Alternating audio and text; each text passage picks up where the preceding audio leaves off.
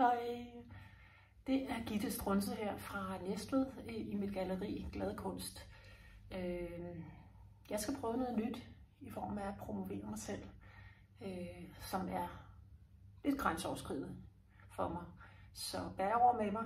Der sker garanteret en masse fejl under vejen, men det er ret ligegyldigt.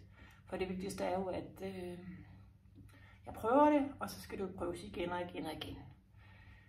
Som sagt, så hedder jeg Gitte Børger Strunse, og jeg har mit eget galleri i Næstved gågade i centrum, og det har jeg haft i snart 2 år. Jeg har prøvet forskellige måder at gøre opmærksom på mig selv og mit galleri via Facebook, Instagram og så videre.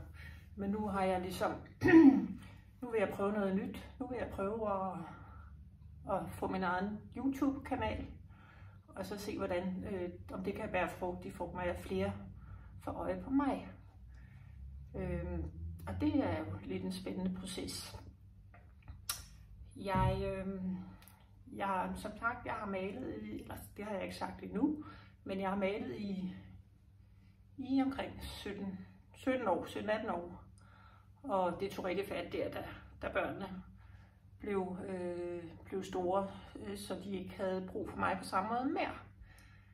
Og så er det ellers taget fat, og for 2 år siden tog jeg chancen og lejede mig ind i et lokale nede i Ringstedgade nummer 20. Og det har været noget så fedt. Det er en kæmpe oplevelse at få sit eget galleri i bymidten. Og jeg har, ja, det er simpelthen, det er bare gået godt.